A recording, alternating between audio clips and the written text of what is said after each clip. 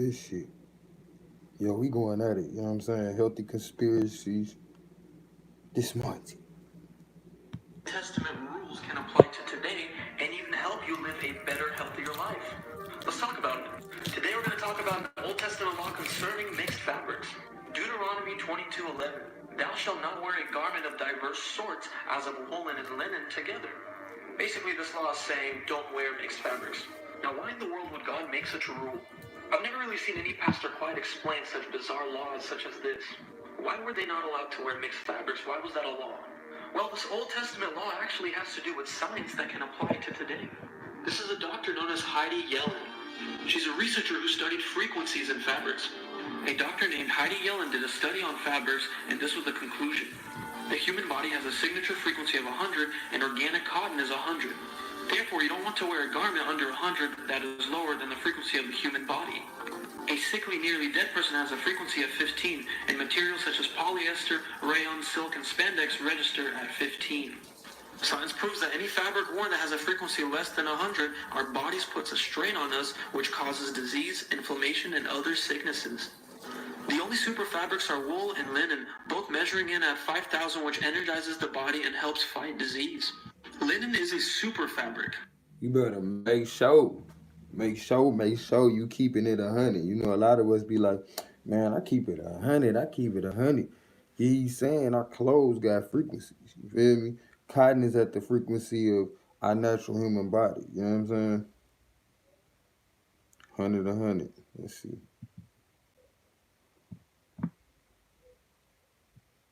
You don't want to wear a garment under 100 that is lower than the frequency of the human body. A sickly, nearly dead person has a frequency of 15, and materials such as polyester, rayon, silk, and spandex register at 15.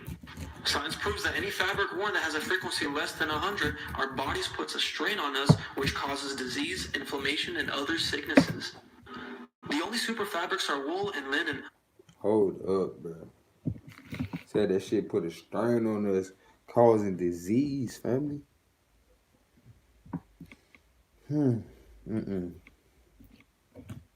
Healthy conspiracies. It's gonna keep your ass healthy.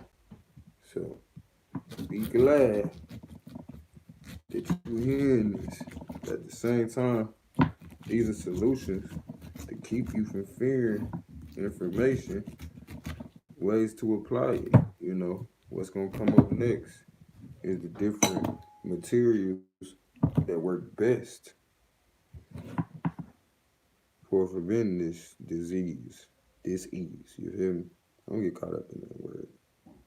Both measuring in at 5,000, which energizes the body and helps fight disease. Linen is a super fabric.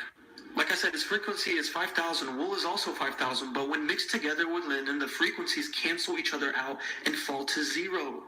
Even wearing a wool sweater on top of linen outfit in a study collapsed the electric field. The reason for this could be that the energy field of wool flows from left to right, while that of linen flows in the opposite direction from right to left. So yeah, when these two super fabrics are mixed together, they cancel each other out and the frequency goes to zero, from 5,000 to zero, which is incredibly unhealthy for your body. Can cause strain, inflammation, disease. Here's some facts about linen. Number 1, sleeping in linen helps people fall asleep faster and deeper. Number 2, it improves mood. Number 3, considered holy attire. Number 4, made up of flax. Number 6, rapid healing from surgeries and other ailments, which would explain why hospitals use linen for their beds. Number 7, resistant to fungus and bacteria. Number 8, goes in the opposite direction from right to left. So yeah, when these two super fat... Hold up, because I remember him talking about the wool. Let's get it, y'all. Bro, even wearing a wool sweater on top of linen outfit in a study collapsed the electric field. The reason for this could be that the energy field of wool flows from left to right, while that of linen flows in the opposite direction from right to left. So yeah, when these two super fabrics are mixed together, they cancel each other out and the frequency goes to zero, from 5,000 to zero, which is incredibly unhealthy for your body. Can cause strain, inflammation, disease. Here's some facts about linen.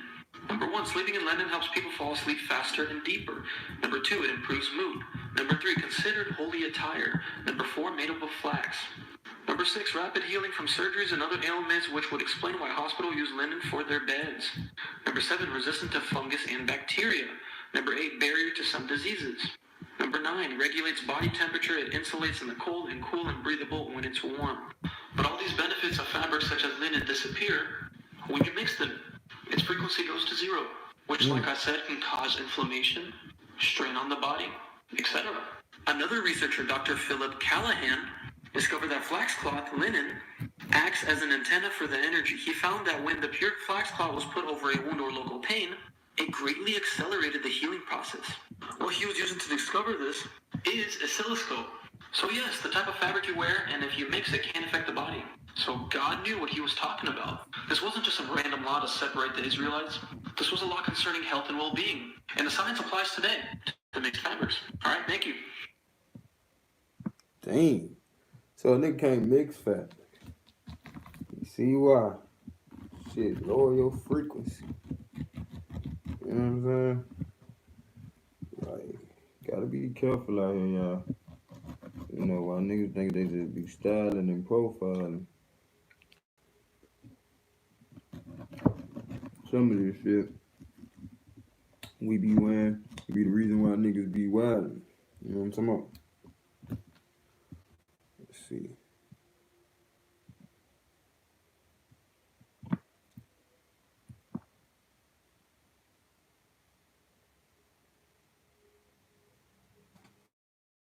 Correct, Chris. In 2004, I was the chief master at arms on board the USS Princeton. And the technology that we witnessed with the Tic Tac was something that we would not have been able to defend our forces against at the time. Help me understand that. As the uninitiated, what does that mean to us? Well, sir, that means that what we saw in the Tic Tac and what Mr. Luis Elizondo describes as the 5 observables indicate a technology that outstrips our arsenal by at least 100 to 1,000 years at the moment. 100 to 1,000. So, meaning like what kind of technology was at play that you were able to identify it but know that you can't match it? Well, first of all, the aircraft had 0 control surfaces. It had no means of propulsion that we could detect. It moved at hypersonic velocities, and it preceded the pilots to their cap point. So it seemed to have some knowledge of where the pilots were headed ahead of time, and we don't possess those abilities to do that in our arsenal at the moment. So I hesitate to speculate on the source, but I can tell you that I don't believe that this is within our arsenal of any human technology at the moment. So when you say that, it almost guarantees that not just your good looks, but that statement will get this picked up and sent all over the internet, because there'll be a legit military person saying that maybe this is from outer space. And what are we talking about? The Tic Tac?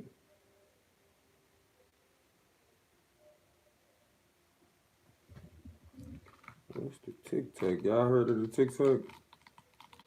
I'm about to look this up. They got me messed up. I'm over here trying to cut this pineapple up. What's that? Patana, all kind of shit. That's kind of what I was trying to say. Yeah, I was trying to get that bad boy off of there, you know. Now we finna go to work on the rest of it. Create us some little chunks.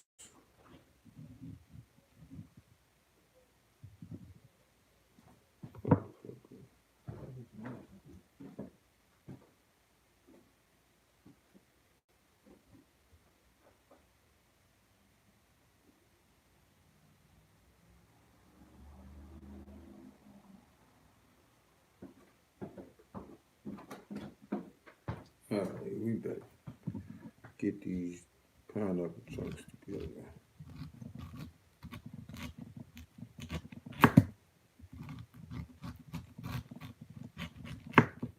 I'm almost sure my little dude done got up by now.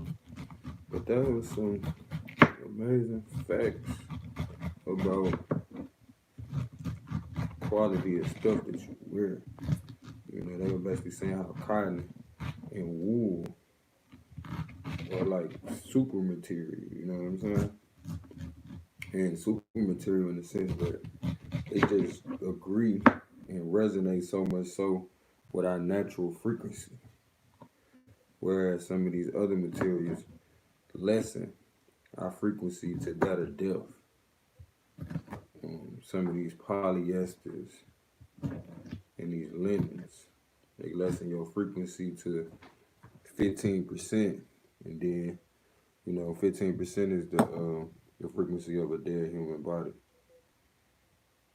Yeah, like Chris said on Friday, you want to see a dead body? It's gonna keep that body alive though. They're right there. They're right there.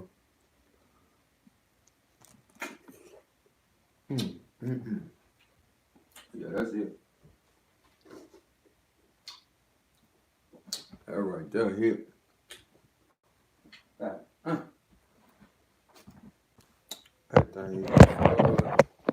thing hit the spot.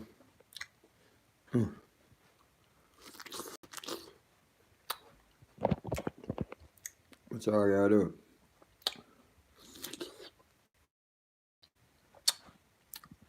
I'm gonna finish checking out the rest of these healthy conspiracies in just a second. I gotta take a pineapple bread.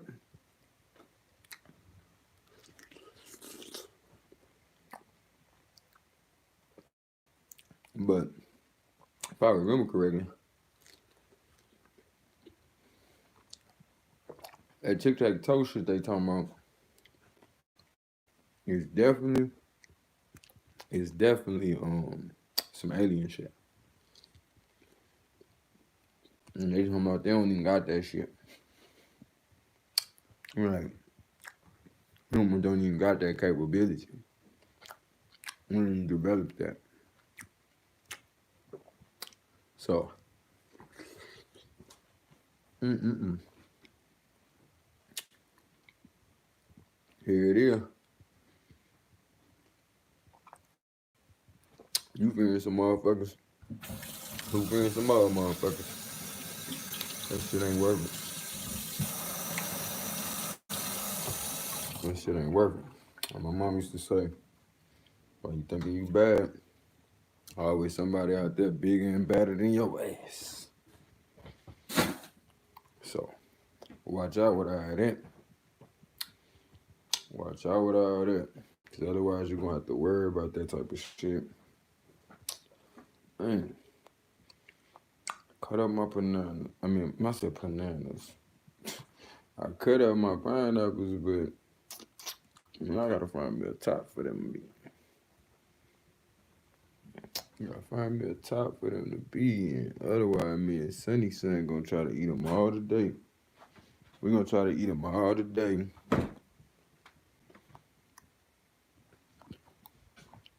Alright, so let me get y'all started. Another one of these things. Uh-oh. I almost put a wrong code. Make sure y'all get y'all some pineapples in today. We was just talking about in the last video, getting our systems right. Getting our systems ready to go.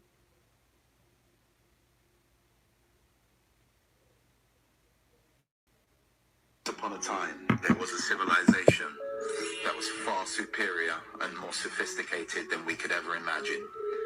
This civilization was systematically destroyed and hidden from our history books. This civilization used atmospheric energy to obtain electricity. Having free energy meant that humanity could focus on more serious endeavors, such as creation, creativity, love, and self-development. We see these same geometric, beautiful buildings all over the world, from Africa to China to Japan to South America to Europe.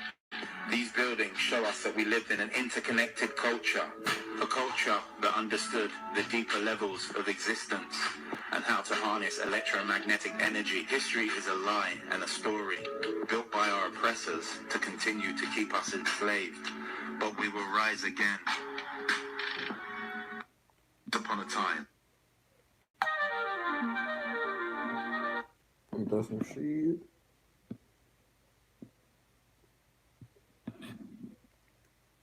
most dangerous conspiracy theories. This picture represents conspiracy theories from the most well-known to the darkest. Some of these theories say once you learn the truth, there's no return. Alright, we'll just do it this way. Today we're going to be talking about the purpose of religion. This one will make you question everything. Before we start with the final theory, there's one thing I have to make clear. None of the theories I've done actually portray my own personal beliefs, as I keep them private. The reason I chose this as tier 10, because if for some whatever reason this is ever proved to be true, it would end the world as we know it. People believe religion is nothing but a man-made construct in order to manipulate people's behaviors into behaving. The first record of religion is about 5,220 years ago, and the reason we know that is because this is the first time humans were actually able to write out what their thoughts, feelings, and emotions were. Now, the oldest known religion is Hinduism. Hinduism is believed to date back to 4000 BCE, leaving believers of this theory to speculate every religion after Hinduism is just modified a little bit to fit society's current viewpoints. For example, if we take the top 10 oldest religions in the world, we can see they all share some sort of remarkable morality, leading people to speculate that very long ago the powerful leaders of many nations created these in order to manipulate their citizens into behaving and following the rules. Not only do these people think religion is about behaving, they also think it gives soldiers a purpose. For example, if a soldier was taught religion growing up, typically they're not afraid to die, which would make them want to fight harder. As for people who didn't believe in religion, they were typically thinking about death the entire time, which would make them weak. Now, debating people on religion is just a war you're never going to win, because the person you're arguing with believes in their religion just as much as you believe in yours. So according to this theory, if religion was never a thing, we would never have a moral compass, meaning that we could do anything harmful in the world and we would never think about it twice because we wouldn't have a guilty conscience. I hope you guys enjoyed this series as much as I did. Make sure you stay tuned for tomorrow because we start World's Most Unsolved Mysteries. If you're married or in a relationship and are looking for something fun and exciting to do together, I'd like to invite you to check out Date Night Living Room Dancing, where you two can learn how to dance in the comfort. Of all of the mysteries that have tortured scientists for centuries, the one that is by far the most bizarre to me is that to this day, we still don't know where eels come from, or more accurately, how eels make there be more eels. You heard me correctly. We have been to the moon, and yet we still do not know how eels sexually reproduce. And even weirder than that, what little we know about the reproductive cycle involves the Bermuda Triangle, and I couldn't even make that up. Okay, so freshwater eels, or Anguilla, are really weird creatures. First of all, if you dissect one and you look inside, you will not find sexual organs. There are not eggs. There is not sperm or testicles. There are no sexual reproductive organs that have ever been observed inside of an eel while it's being dissected. Secondly, if you take eels and you put them together, even if you put on Marvin Gaye, they will not have sex with each other. We have never observed eels mating in captivity or in the wild. What we do know, and this is where it gets really weird, is that old eels will go from freshwater rivers out into the saltwater ocean, which we'll talk about how crazy that is in a second. Then they will go to the Bermuda Triangle, and then new eels will come back. I swear to God, I'm not making that up. You can Google this. This is a mystery, by the way, that has plagued humans for a very, very long time. Aristotle, like the famous philosopher, thought that eels spontaneously emerged from mud out of some magical force or something. Shit, why they can't be getting The renewed out transition that that bitch? an eel undergoes between its earliest stage that we know about, the larva stage, and the full-grown adult stage, involves so many different metamorphical changes to its body, including its shape and its color and its physical abilities, that for a very long time, people on Earth, like European naturalists, thought that the different stages of eel development were completely different animals, and they didn't put that together for a really long time. Now, of course, we know they're all stages of development of the same Anguilla freshwater eel, but still super weird. Also, let's just take a second to talk about how weird it is that eels can go from freshwater to saltwater and back. Basically, no other sea-bearing animal can do that. If you take a normal freshwater fish and throw it in the ocean, it is definitely going to die. This tortures me. I lie awake at night thinking about this. I wake up in the morning, first thing I think about, before I even open my eyes, where the fuck do eels come from? Okay? So now you have to live with this information too. Thank you. Bye-bye. I have struggled to tell the idea that time is the fourth dimension, and to make it in a way that people would understand. It's been hard to get that under a minute. This morning, TikTok gave me 3-minute videos, so please stay till the end. I know it's hard to understand, but I think you'll find it enlightening, and I've made this as... I think I found a way to explain it to people who really struggle to understand the fourth dimension. Okay, so this apple This apple is a very special apple because it is sentient. We have granted it the awareness of its own existence. We have granted it memory. However, it can only perceive in two-dimensional space, okay? So how does it see itself? And some people would say, like a picture or photograph or reflection in a mirror. Those are two-dimensional representations of three-dimensional space.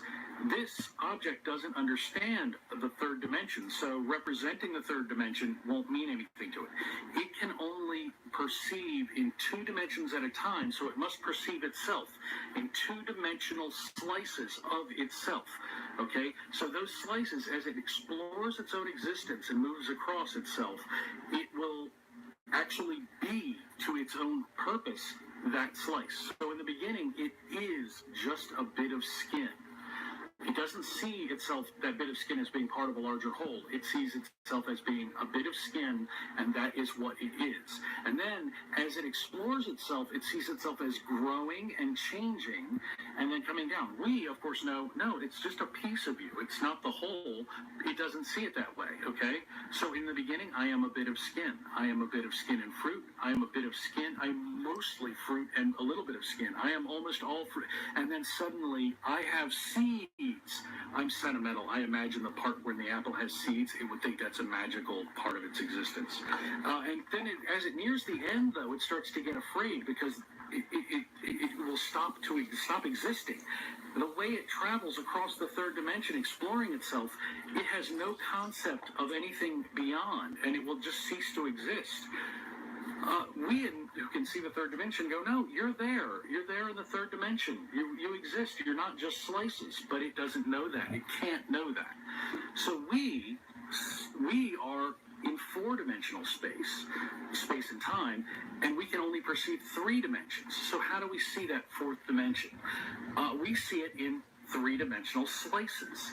Okay, and each slice we call the present, and those slices stack up in our memory, and they become a construct we call time. And we conceive of ways where it might extend past our own existence because we don't want the universe to exist without us in it. But all of us has always been in all of the universe. Two brothers with a simple He dream. said that In all of us has 1922, always been the all of the universe. That was. So we always been here. In a way. In a way.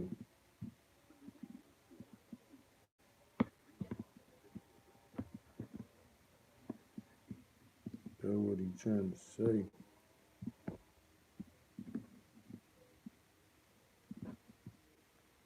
Most people don't realize that aliens would literally mop the floor with us. Hollywood has a knack for making us think that we could survive or even win in a fight against aliens, which is nothing short of hilarious. Just for context, there's literally trillions of galaxies which each contain hundreds of billions of stars, which means aliens most likely exist in abundance in every stage of evolution, from single-celled all the way to god level. But spoiler alert, the aliens that would come to visit wouldn't be bacteria. Just the mere fact that they made it here from interstellar space would prove that their technology could run laps around ours. We would have nowhere to run or hide, and resistance would be futile. There's really no way to even begin to guess how powerful they could be, but just for fun, I'm going to try to explain some of the ways they could squad wipe the entire planet. If they really wanted us gone, they wouldn't even have to visit. They could just take a trip to the asteroid belt and chuck a rock at us. We currently don't have any technology that could stop or divert an incoming asteroid. They could also just use the moon. Humans have already created gamma rays in a lab, so they could probably just give us the Death Star treatment with no hesitation. There's also zero reason to believe they couldn't just blow up the sun. There's theories now that if traveling back in time is possible, you can only go as far back as when the time machine was invented. But considering our solar system is only 1/3 of the age of the rest of the universe, aliens might have invented time travel before there was humans or even life on Earth. So if they wanted to, aliens could take a trip to Pangea and show the dinosaurs what extinction really means. I could keep going, but I'm guessing you get the point by now. Let's just hope they come in peace, and if they do, let's not piss them off.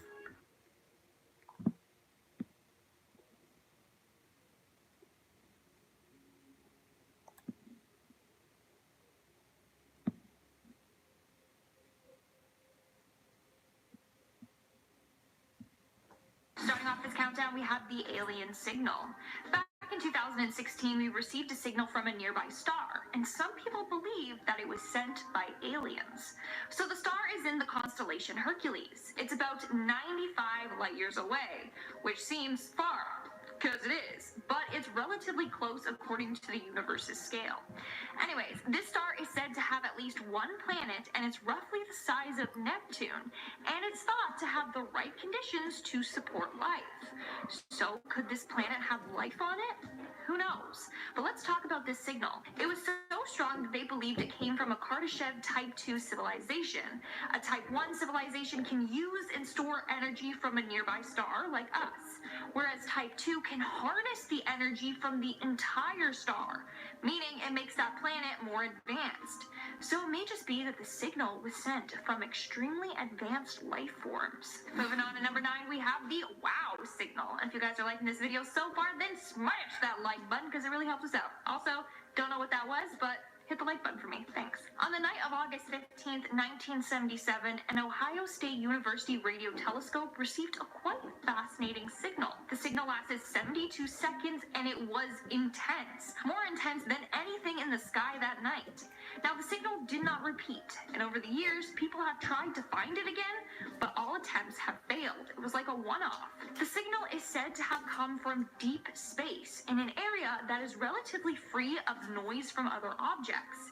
Now, it was given the name the wow signal because when reviewing the data, Jerry Amen was so shocked by it that he wrote wow next to it.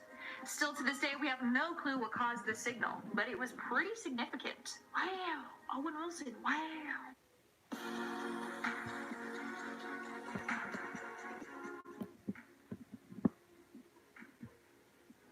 Moving on to number 8, we have the Soyuz 11. On June 6, 1971, 3 Soviet cosmonauts launched into space. Their goal was to make a record for the longest time spent in space. Sadly, the mission failed and they became the first people to die in space. While in space, their breathing ventilation valve ruptured. All 3 sadly died from decompression. The last message they sent to Earth was them trying to scream for help, but they couldn't. So all they heard was them gasping for air and then weird popping sounds, which is from the air in their lungs expanding from the drop in air pressure and being exposed to the vacuum of space. The worst part, the spacecraft survived re-entry into Earth and landed perfectly. But when the hatch was open, they found the dead crew inside. Their faces filled with dark blue splotches and blood dripping from their ears and noses. Moving on to number 7, we have the 13 signals. Back in 2019, the Chime Observatory in British Columbia, Canada, picked up a very strange signal. They observed 13 of the same signals. These are what they call FRBs, or fast radio bursts. You're probably like, okay, what's the big deal? Well, all of the 13 bursts came from the same location, and they were 1.5 billion light years from Earth.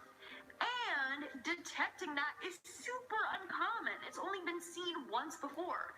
So 13 at the same location and time, that's suspicious. A number of people think that it was someone or something signaling for help. Could it be life on another planet? Aliens? Who knows? And on 6th spot today, we have the pattern. This next signal is pretty terrifying, and that's because it appears like clockwork. So basically, the signal will chime for 4 days. Then after the 4th day, it stops making that weird noise. It stops for 12 days before picking up again, doing the same thing over and over again. It's thought that maybe on the days where it's not sending a signal towards us, it's actually sending a signal in another direction. Some believe that this is coming from aliens or other life forms, whereas others think that it's a star sending out radio waves and then orbiting by something that could be blocking the signal for 12 days and then returning to a position where we can hear it. It's just incredibly mysterious, and we don't know what to make of it. We're now at our 5th and halfway mark with the mysterious flashes. Another very strange and mysterious signal that we have yet to figure out. So astronomers have detected a signal that will beam to Earth for 90 days before being silent for 67 days. They noticed that this pattern would repeat every 157 days. Its cycle is that precise. The signal is being sent from a distant galaxy, and this pattern has been happening since 2016. Furthermore, the signal is quite strong. It unleashes as much energy as our sun does in a century in just a few milliseconds. Like, what the actual hell is going on? Theory goes that aliens have created a powerful machine that has the capability of sending out this strong signal. But then it needs 157 days to recharge itself before continuing on. But who knows? In our fourth spot today, we have the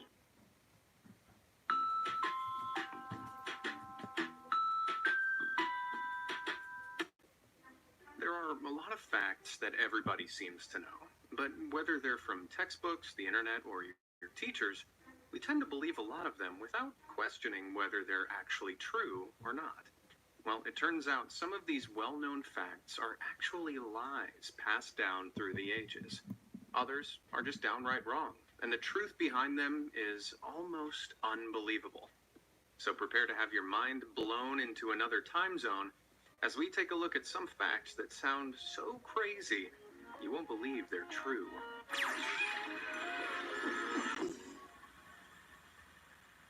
The spaghetti singular. Imagine you have a super tasty bowl of spaghetti in front of you. You twirl your fork around and pick up one lone spaghetti noodle. It's just that, right? A single strand of spaghetti? Well, actually, it has a name. It turns out spaghetti, an Italian word, is the plural noun for all those strings of pasta. Here's a quick crash course in Italian. An I on the end of a noun usually indicates that it's plural, where an O or an A indicates it's singular. This means a single strand of spaghetti is actually called a spaghetto, and the pasta madness doesn't stop there. Gnocco is the singular for gnocchi, fettuccino is the singular for fettuccine, and raviolo is the singular for ravioli. But this leaves me with just one question. What in God's name is a spaghettio then? I don't think I'm ready to know. Dubious Columbus Day. Every year, Americans all over the great US of A celebrate Columbus Day. This is a holiday commemorating the Italian-born explorer Christopher Columbus, landing in America and discovering the New World in the name of Europe back in 1492. There's just one small, tiny, minuscule problem. Christopher Columbus didn't discover North America in 1492. In fact, he didn't discover it, period. Columbus had originally set sail to chart a western sea route to China, India, and the other fabled lands of Asia. But in October 1492, he actually landed in the Bahamas. Though it technically was the Americas, it wasn't the America that most Americans like to celebrate. But the expedition didn't end there. Later that October, Columbus sighted Cuba and assumed it was mainland China. Then in December, his expedition landed in Hispaniola, which is now Haiti and the Dominican Republic, which he thought was Japan. Ultimately, Columbus made many journeys back and forth between... That's crazy. This motherfucker was there. That nigga going everywhere. Well, at least he had himself going everywhere, because he didn't know what the hell he was going. No, true. With a device that can deep clean your teeth in just 10 seconds. And analysts predict They say you are what you eat. And if that's true, then going by the jaw-dropping bombshells I've got coming up, most of us are surprisingly dangerous. Damn. You may not know it, but many of these foods you eat every day contain hidden toxins, parasites, and poisons that can cause disturbing and sometimes deadly side effects. From poisonous cherries to worm-infested sushi, get ready to explore the terrifying truth behind these tasty treats.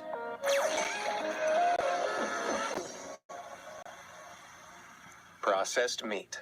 If you're a committed carnivore, I've got some bad news for you. Processed meat may taste delicious, but it comes with some alarming risks. It turns out any meat that's been modified to improve taste or increase shelf life, like salami, bacon, or sausages, is classified as a Group 1 carcinogen by the International Agency for Research on Cancer. That means that based on countless extensive studies, scientists are certain that eating processed meat increases your cancer risk. The problem comes from the way processed meat is prepared. Nitrates and nitrites are used to keep meat fresh for longer. But when we eat them, our bodies convert them into chemicals called nitrosamines. These can damage our DNA, contributing to cancer risk over time. When meat is cooked at high temperatures, like on the barbecue, more of these harmful compounds are produced, increasing the risk even further. In fact, a study of 500,000 meat eaters in the UK found that eating 76 grams of either red or processed meat a day, the equivalent of just 3 slices of ham, increases your risk of bowel cancer by 20%. And this doesn't mean that you have to go vegan, but nutritionists agree that limiting your intake of processed meat is definitely a healthy choice. So instead of bringing home the bacon, try something non-processed, like free-range chicken, turkey, or even a meat-free alternative.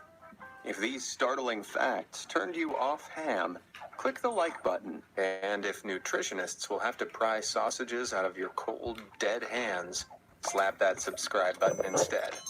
And given that I post fascinating content every day of the week, clicking both is an equally tasty option. Now let's sample some more dangerous foods. Kasumarzu. From mozzarella to Parmigiano Reggiano, Italy is famous for its delicious cheeses. But did you know that the Italian island of Sardinia is home to the world's most dangerous cheese, a regional specialty with a stomach-turning secret ingredient? Kasumarzu, which literally means rotten cheese, gets its ripe flavor from thousands of live maggots. I'm not kidding.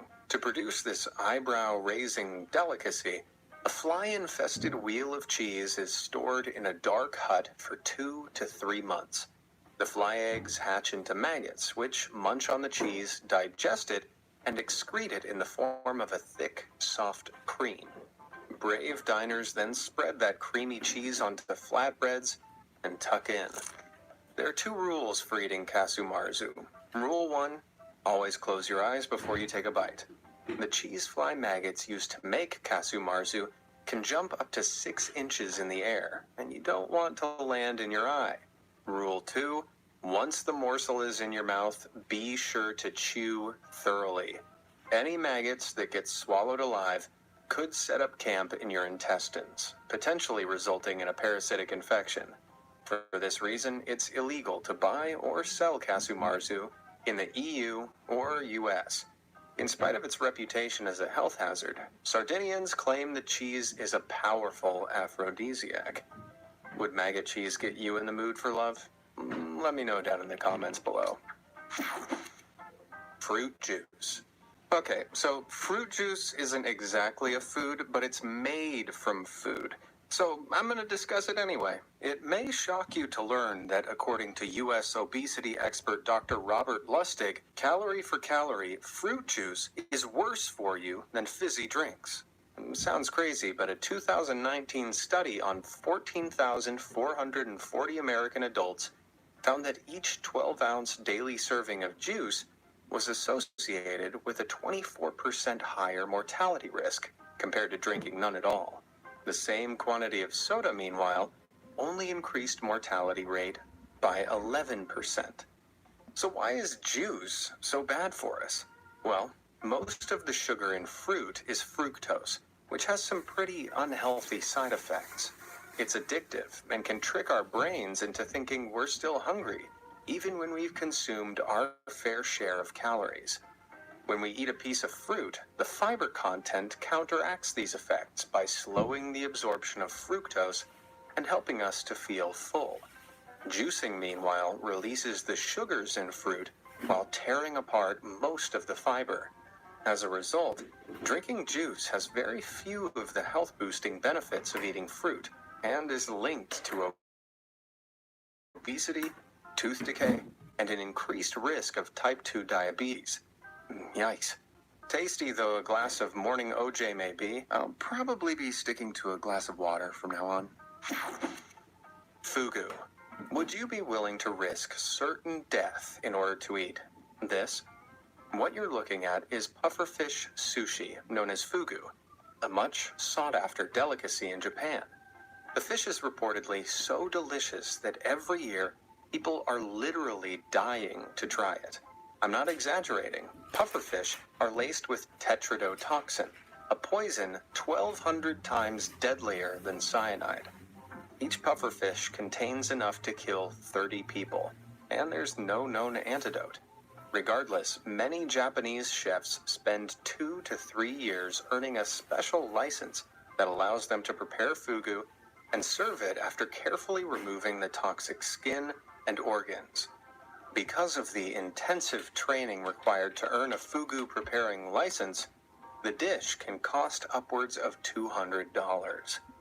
Given that eating incorrectly prepared fugu can cause paralysis and death, it's banned in the EU, the UK, and most of the US. If you're absolutely determined to try it, remember that nearly all fatalities occur when untrained or unlicensed people prepare the fish. So make sure your fugu is served by a puffer professional. Red hot chili peppers. A spicy chili pepper can leave you feeling pretty hot and bothered.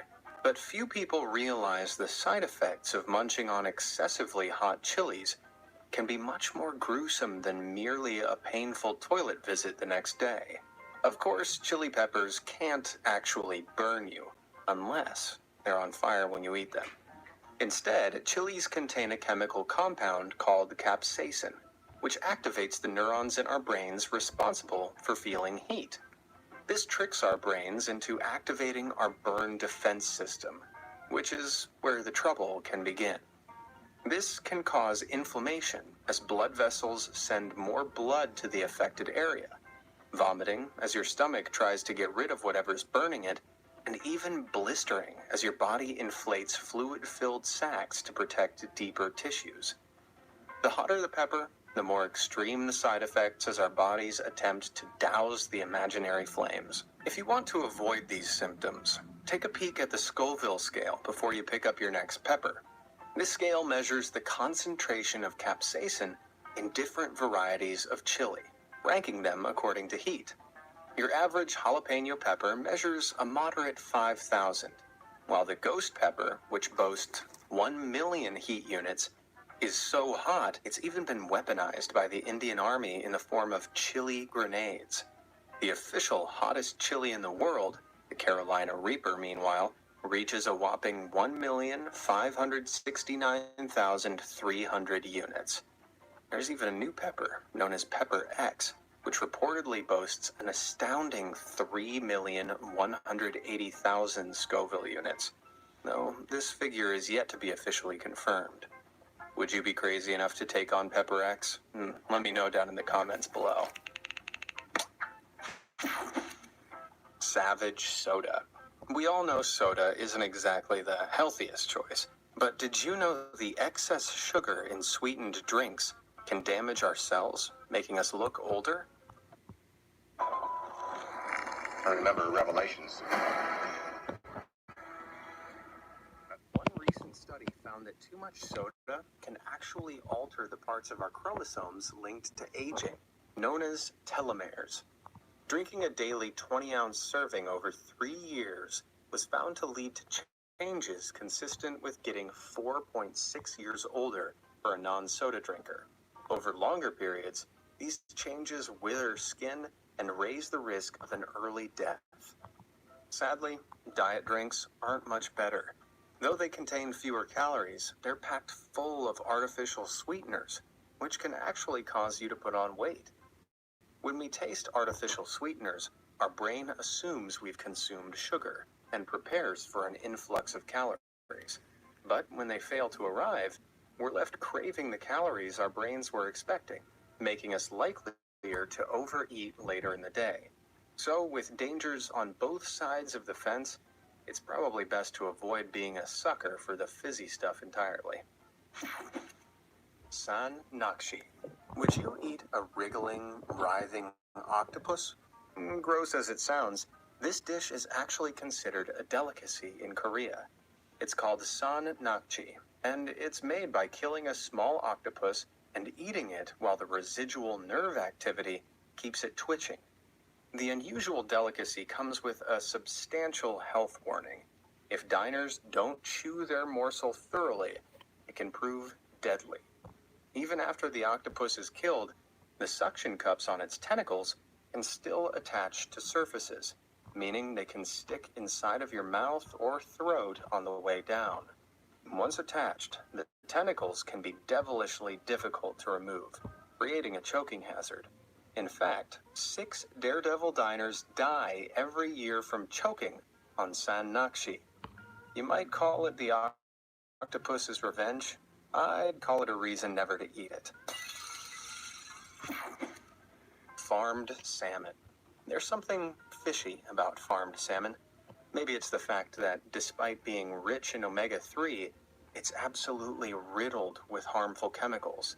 Specifically, Norwegian specimens of the fish are unusually high in polychlorinated biphenyls, or PCBs, hazardous industrial chemicals that have been banned in the U.S. since 1976. PCBs were used for insulation in electrical equipment, but when inadvertently consumed by humans, they're classed as a probable cause of cancer and are known to damage the immune system and cause reproductive problems. So how did these chemicals end up in Norwegian farmed salmon? Well, farmed salmon are fed pellets made from the ground remains of small fish.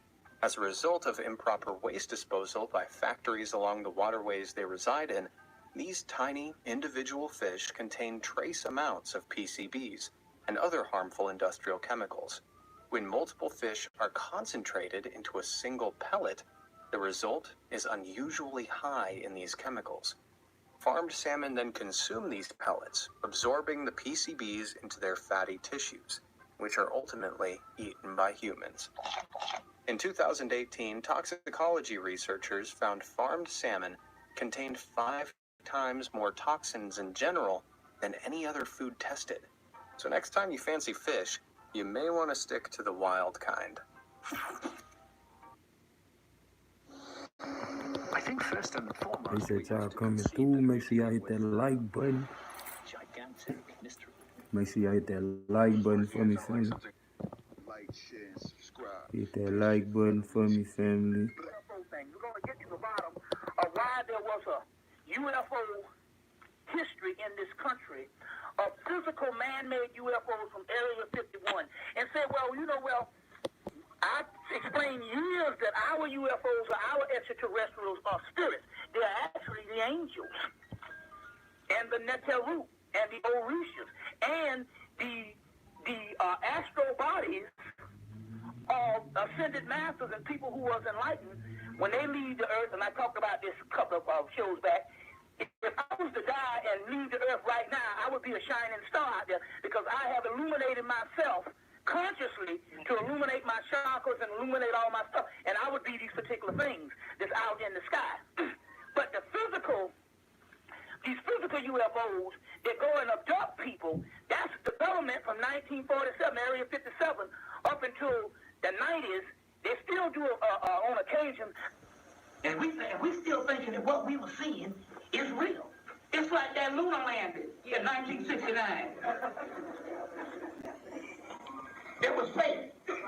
And they give you Diamonds Are Forever, the movie with James Bond, and they show them faking the lunar landing on the movie when they break into another soundstage fighting, and they end up faking the lunar landing.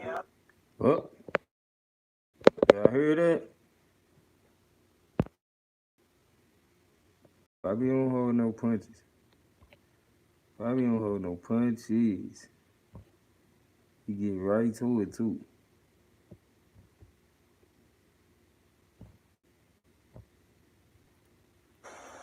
Where we go for now is, because I don't think that, I'm going to be honest with you. I don't look at the phenomenon as far as where the black people go from now, because, like I said, in the universal rules of any type of phenomenon as far as what the ancients say and how the system goes on the earth plane is, the masses ain't gonna never do shit but what the ruling elite have for them to do. That's right. So I'm really not really concerned about where the masses go, because the masses don't do what the white man says. He tells them to line up and give blood, they're going to line up and give blood. He tells them to put a flag out there, they're going to put a flag. If he tells them to all y'all motherfuckers to go to the Coliseum out here, tomorrow, you better be there, you're going to get locked up. They don't go there and they drop a fire on them. But the masses are going to do what they say because the masses refuse to adhere to any type of information outside of what they can get off the TV. So that means that breaks it down to the least common denominator, conscious people. And like I said, when the building fell, I saw something that happened that paid off for the last 14 years of me being in some type of alternative reality. Right. And I'm saying alternative reality, I'm talking about black people who look beyond just your everyday life and something's fucked up out here. Conscious black people. In some form or other, even if they were searching, even if they were in the Nation of Islam, even if they were in this group or that group, somebody that does things out of the norm or just being ignorant. And the first thing that happened was it was alternative reality. Right. And I'm saying alternative reality, I'm talking about black people who look beyond just your everyday life and something's fucked up out here. Conscious black people.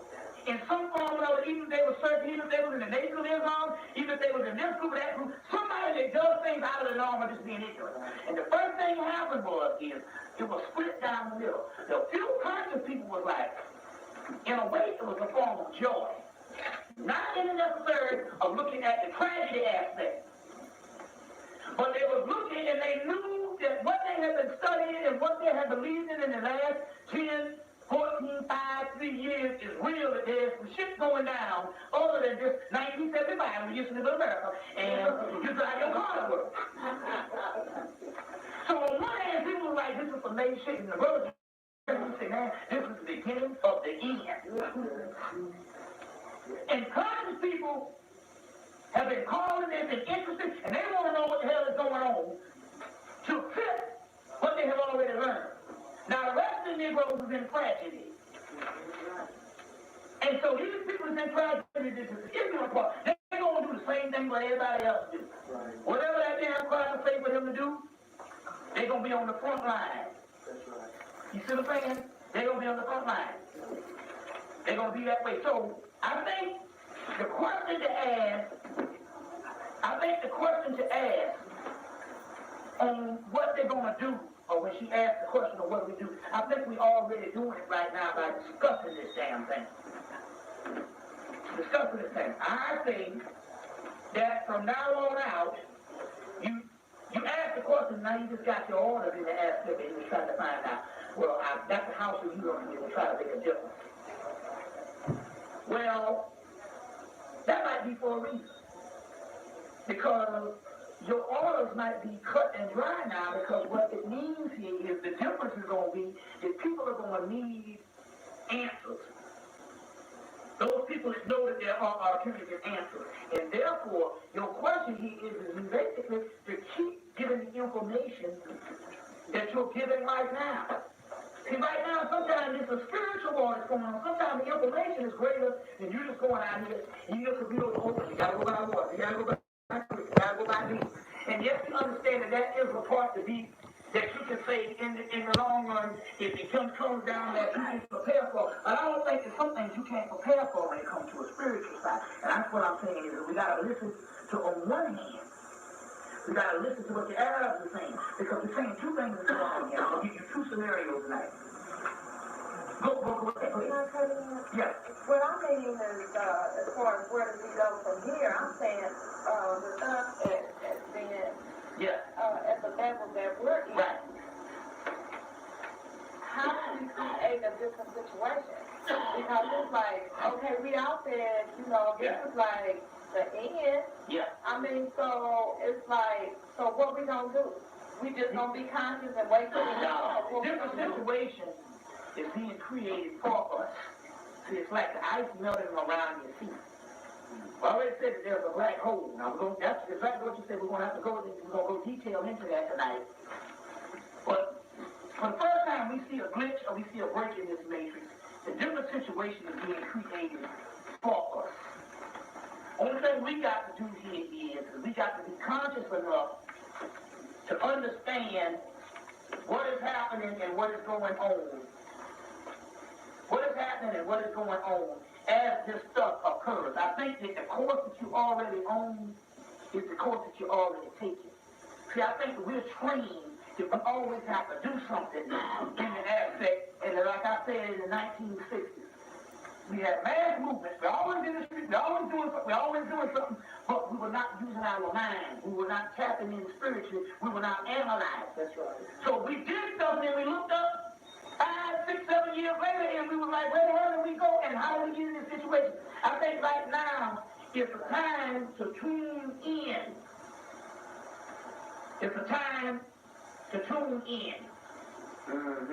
You see what I'm saying? And what I mean by that here is some things at this particular time, the machine or the actual dragon is too big to do something per se that's going to make a difference on the mass form. But I think it's now going down to the part of tuning in and being aware. And I think if we move this thing based on our minds being alert. Remember they say America on alert. You gotta go by scenario. Well, if they say America on alert, we know that they on their alert because all the motherfuckers want to kill somebody. But we know on the other hand, we need to be on alert because we know there's a spiritual phenomenon, and that's what we're going to try to dig deeper into tonight, is the spiritual phenomenon. Now, it's the spiritual phenomenon as far as being on alert. I think now is not the time to go out in the mass aspect and try to do all the protests. We got to get the people ready and all that bullshit. Because they say you don't carry pearls to swine. Right. They say that you shine, light shine in the darkness, and people can't comprehend it, and people comprehend it not. I think right now the key here is to work with the energy, work with the doggone light minds that has been afforded, have come together. That's right. You see what I'm saying? And outside of that, don't wear yourself thin. You see what I'm saying? So I'm saying the people that come in your path is the group that you work with on this type thing here, because the other people, they got the government telling them 24 hours a day, this is the way it is, and they're going to look at you like you foolish. So that's some bullshit. You see what I'm saying? So I think one of the keys is you already doing it. Now the key here is to get into some other side of what's really going on, because I'm telling you, there's a greater warfare that is actually going down. And I'm answering your question partly, but I'm going to give you a greater explanation as we go on in this particular aspect right now. But the point I'm trying to make here is, obviously it's got to be something to the flip side of this, because we know that the physical side, they're just telling you to be on lockdown. Mm-hmm. They're telling you, no crop dusters, no this, no that, close the borders. And they just told the doggone people the other day, they said, well, we can give you security, but it's going to cost you your goddamn freedom. That's right. Remember Franklin Roosevelt, not Franklin Roosevelt, Benjamin Franklin said, his cracker said, to give up freedom for security means you will end up with neither. So now they told the people, they said, yeah, we will be able to protect you, but it's going to cost you freedom. Meanwhile, you must understand that there is no terrorism. The only terrorism is the terrorism that the United States invented for themselves. Right. First of all, this is the first thing they do. They make you think that the Arabs and all kinds of people outside of white people are very dumb and ignorant. This is the way they do some form of mind control. Now, these Arabs ain't stupid. They know there's a big ass United States. You understand what I'm saying? But they make you think that the Arabs are dumb and ignorant, that they're just going to just hate the United States because it just represents this evil entity. Well, no, the Islam is goddamn almost 2,000 years older than the United States, and they never doggone decided that before. Well, we see them blowing up car bombs in Israel, yeah, because Israel was occupied by doggone aliens. Right. An imposter masquerades as the original Hebrew. Yeah. You see what I'm saying? And these people were basically fighting over their land. And that's been the bulk of the terrorism that we found over the last almost 50 years. You see what I'm saying? So let's get this thing straight. So it's not a matter of this thing here. They ain't never attacked America before. Right. You see what I'm saying? The key here is the only terrorism is the one that America invented for itself. You hear that shit? The key is the only terrorism is the one America's in for itself. Fuck you, like quit playing. Quit playing. For more videos like this, make sure you subscribe to www.black. Quit playing. How to do, and so they would do this particular thing and have this spiritual child. So she had Akhenaten, and when he grew up, he had Tantra. You see what I'm saying? I'm gonna show you some things on how to do, and so they would do this particular thing and have this spiritual child. So she had Akhenaten, and when he grew up, he said, well, hell, I'm gonna go and take the older religion, which would be Atan, which comes from the word Medura Atan, word of the sun in Sirius, Atan, which is also a form of the god Ra Heru Kahuti of the city of Om. Same thing, damn devil. They say when he came to Africa, we had the land and he had the Bible. When he left, we had the Bible and he had the damn land. So he said, when I was there, I took the Bible, and he said, and these so-called heathens now, and I got this so-called holy book, yet the heathens lived a greater, most harmonious lifestyle than me and all my people in Europe in the history that I have ever known of white people with my damn book. He said, then I threw down the book and knew that there's no book, he who knows one book knows none, and there's no book, no truth greater, there's no knowledge greater than truth, no religion greater than truth. So you have to use all these books, you see. Now, this is the deal. You don't go to college and damn use one book. You don't go to high school and use one book. You see what I'm saying? Now, we're dealing with Akhenaten. The life of Moses, there is no record of the life of Moses in recorded history other than the Hebrew scriptures, even though Moses did exist. Now, this is the key. If you parallel the life of Moses and parallel the life of Akhenaten, the life of a heretic king that grew up in the Pharaoh's house and ended up getting kicked out of Egypt was Akhenaten. Now, this is the key. You need to get Donald Redford's book. Donald Redford's book, Akhenaten, the heretic king. In the book, they started doing the same thing we started doing. The young people, now this is 2,000 years ago. Let's say this is 2,500 years ago. They started going out all night partying. The younger people. The older people kept saying, oh, they don't listen to us no more. And the younger people kept saying, oh, I don't want to hear what them old people saying. It's all in the book. Now, this is when we started declining. Okay. At that particular time, you had the priesthood of Amun and the priesthood of Ptah warring against each other. It wasn't because the doggone gods was better than the other gods. It's never because the gods are better than the other gods. It's like the doggone Baptists and the Methodists. Don't mean that the God is different. It just means that your political agenda and your egos have crept into the particular thing, and you got a utility that you're using in the religious form to bring your particular religious or your political agenda into action, and so therefore it doesn't have anything to do with the actual religion becoming corrupt. You see what I'm saying? So what happened was you had Queen Ty, who was from Ethiopia. She ascended the throne and said, look, I'm going to put an end to this mess. I'm getting ready to have this spiritual child. You could do that, remember. You go in and do the sex tantra and do the right thing and have this spiritual child. Now, when we go deeper into this thing, I got some good stuff on sex tantra. You need to start doing this sex tantra. You see what I'm saying? I'm going to show you some things on how to do. And so they would do this particular thing and have this spiritual child. So she had Akhenaten, and when he grew up, he said, well, hell, I'm going to go and take the older religion, which would be Atan, which comes from the word Medura Atan, word of the sun in Sirius, Atan, which is also a form of the god Ra Heru Kahuti of the city of Om. So he established this particular religion. Now listen to this. Now this is where the story starts getting familiar with what you know.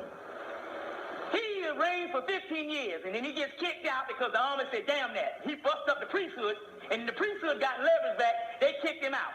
Guess where he fled? He fled to Sinai. He fled to Sinai. Now he had a defective priest from the priest of Amun Ra that was hanging out with him. When he fled to Sinai, he took a group of his mother's people with him. You see, the Hebrews was what? Northern Ethiopians, which is there today. So he took a group of his mother's people with him to Sinai. Now what happened is this. By him growing up into Egypt, because remember now, all we talking about here is this. We talking about families of black people.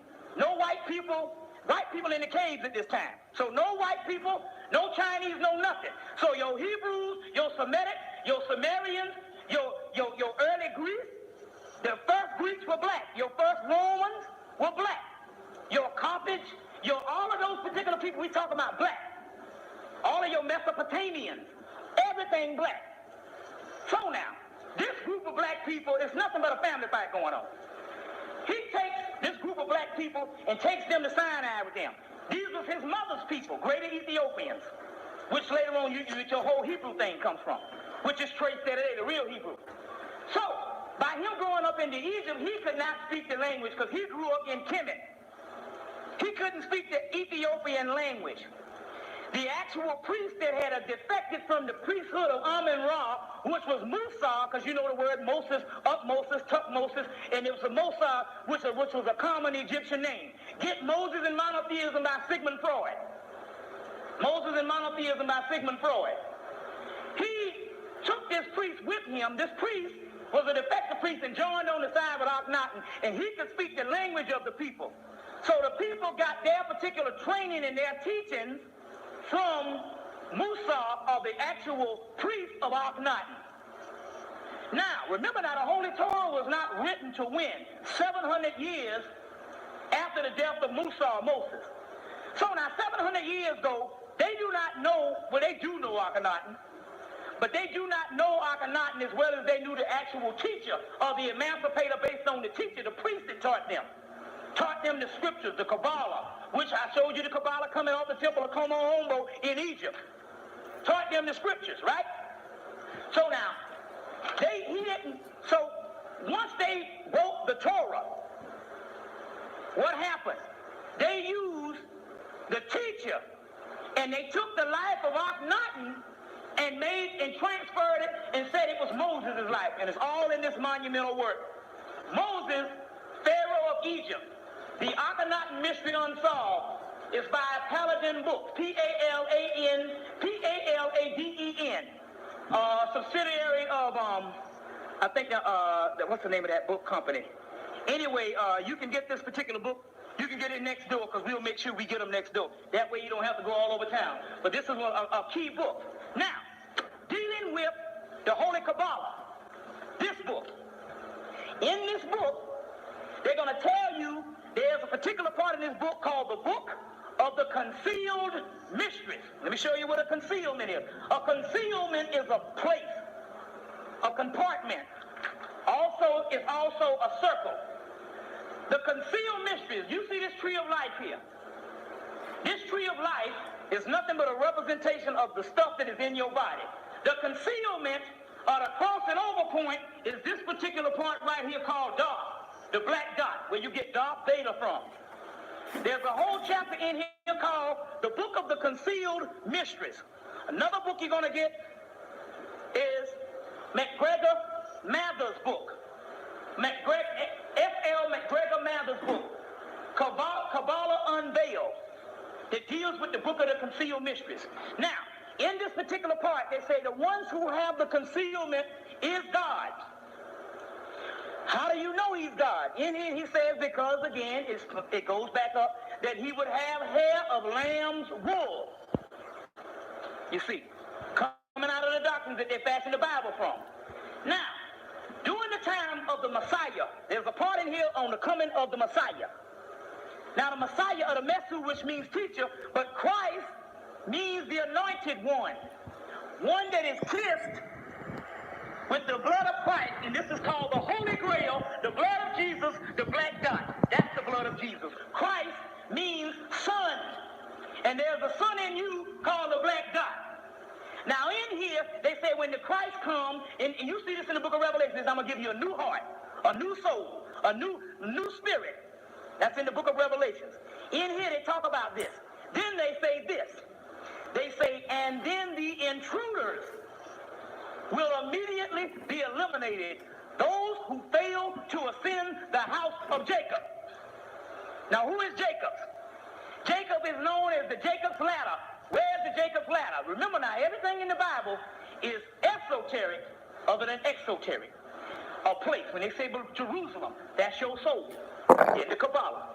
When they say Israel, who failed to ascend the house of Jacob. Now, who is Jacob? Jacob is known as the Jacob's ladder. Where's the Jacob's ladder? Remember now, everything in the Bible is esoteric other than exoteric. A place. When they say Jerusalem, that's your soul in the Kabbalah. When they say Israel, Isis, Ra, and El. Isis, which is the mother, Aset. Isis, which is the mother. Ra, which is the son. And El, which means what? It means God and it means son. The son of the son. So now, where's the house of Jacob? The house of Jacob, they say ascending Jacob's ladder. Where's Jacob's ladder? Son, the son of the son. Ra and El. Isis, which is the mother, Aset. Isis, which is the mother. Ra, which is the son. And El, which means what? It means God and it means son. The son of the son. So now, where's the house of Jacob? The house of Jacob, they say ascending Jacob's ladder. Where's Jacob's ladder? The Holy Kabbalah is Jacob's ladder. Now, they said, but the intruder. Now, what is an intruder? An intruder is a person that intrudes on the normal life wave or the normal stage of evolution or the stage of things. You were going fine. Then you created this intruder. Right? And then you created this intruder. But he's a genetic mutation. And he intrudes on the normal life wave of things. They said, but the intruder will be immediate extermination. Why? Because he cannot go of the house of David but to this far. When he gets to the black dot or the spear of dark, because he has a calcified pineal gland, the energy burns him up. Because the Kundalini energy is called the hell's fire. Hell's fire is good. Everything is esoteric. You burning up in hell's fire. When the phoenix burns up from the ashes, he rises up into spirit. Hell's fire. See what I'm saying? Which is the Kundalini, this is another form of the tree of life. The serpent, which is the Kundalini, the hell's fire. Once it hit the black dot, the wings come. The white boy having a calcified pineal gland, he's an intruder that they call him in here. He has complete extermination because they didn't say he had exterminated. They said because it's metaphysical now. He fails to enter the house of Jacob. He fails to ascend the house of Jacob. So when you look in the index and look up intruder in here. Now. Talk about these motherfuckers combusting. I don't know about the validity of this video, but I do know that this actually happens. It's something called spontaneous human combustion. It's been a mystery for hundreds of years, the first known case being in the 1400s, and the most recent case being only 6 years ago.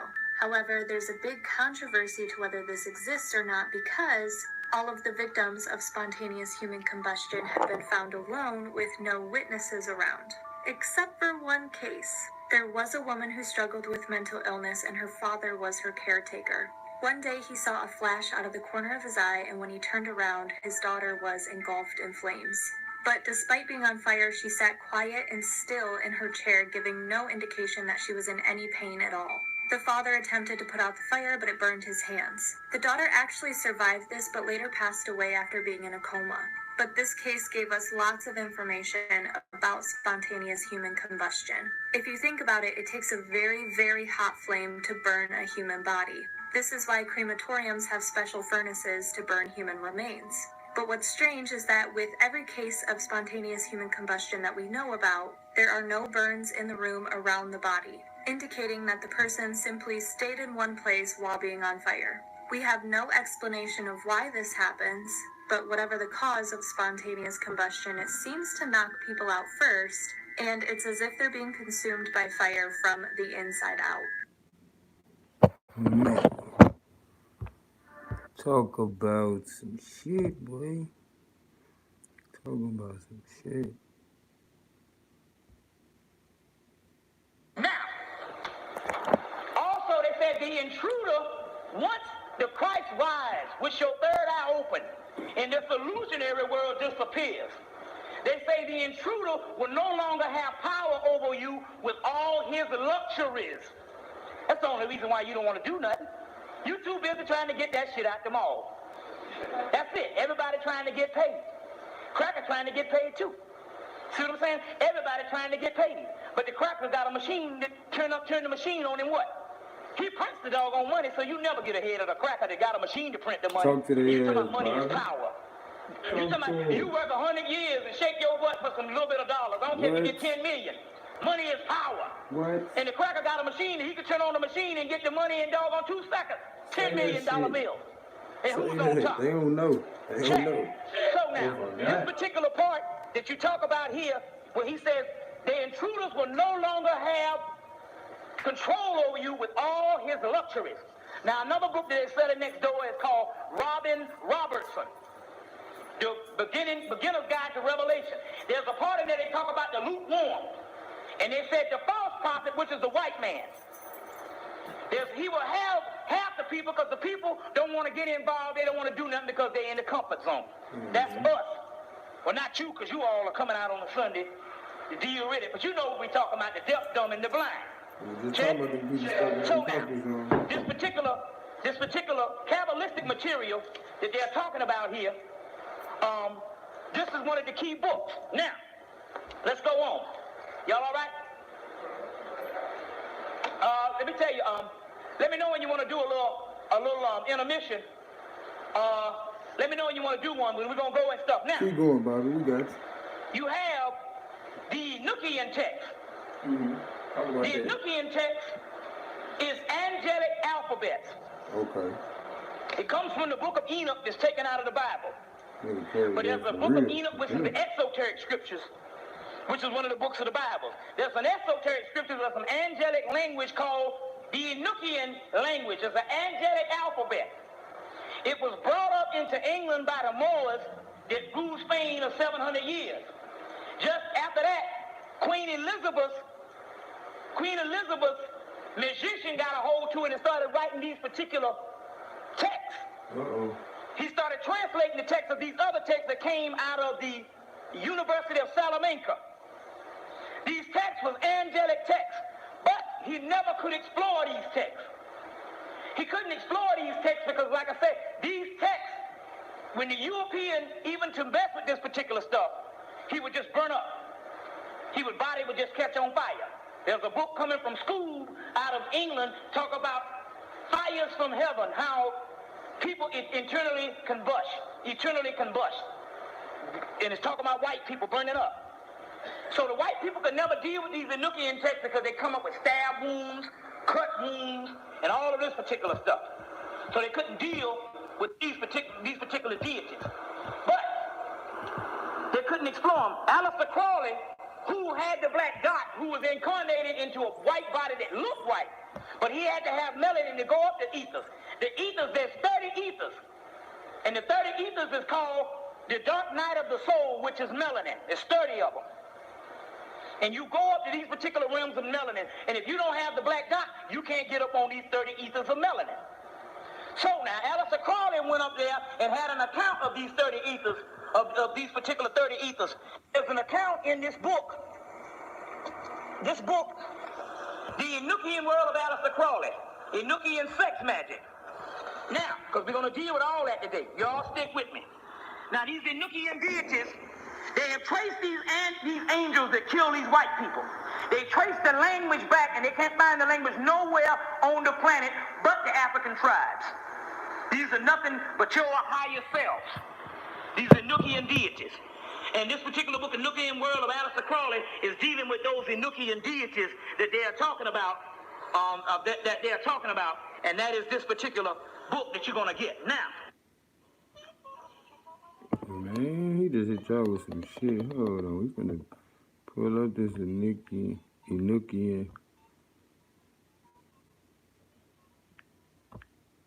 Hungry? Scroll through our menu. Then place the order by texting your local Jets Pizza. That's crazy though. We can't get into that.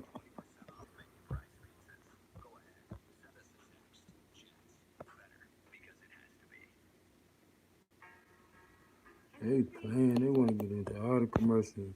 Like I said, appreciate y'all. Appreciate y'all. I appreciate you. I appreciate you. Yeah, you. Talking to you. Damn so right. Damn so right.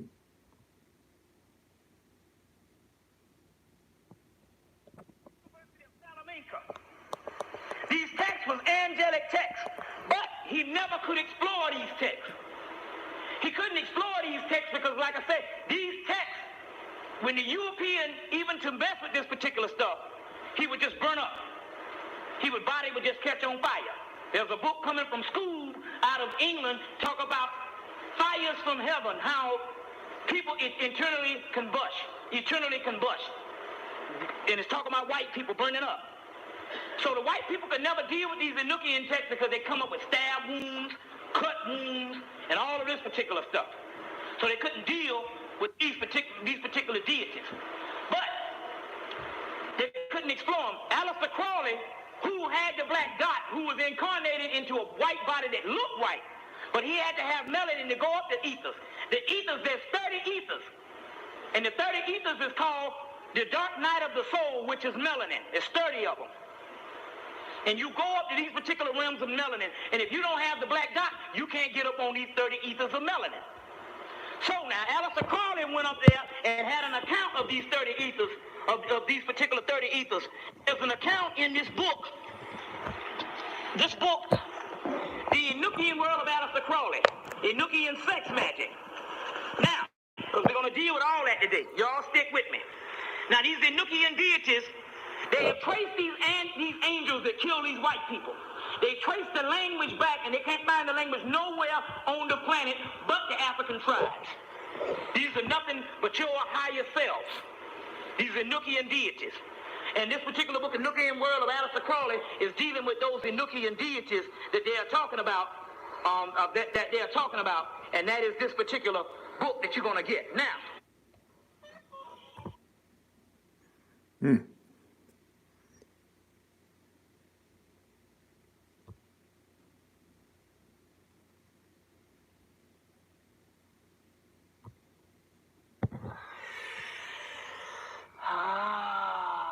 He actually looks like he's starting to go into what we would call fuck the mattress. Which is just that. Fuck the mattress, fuck the mattress, fuck the mattress.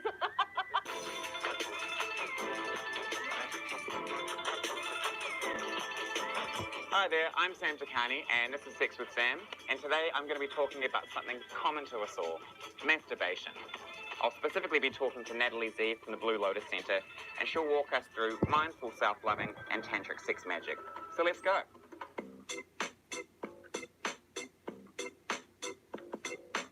Welcome. Thank you. Good to see you here at the Blue Lotus.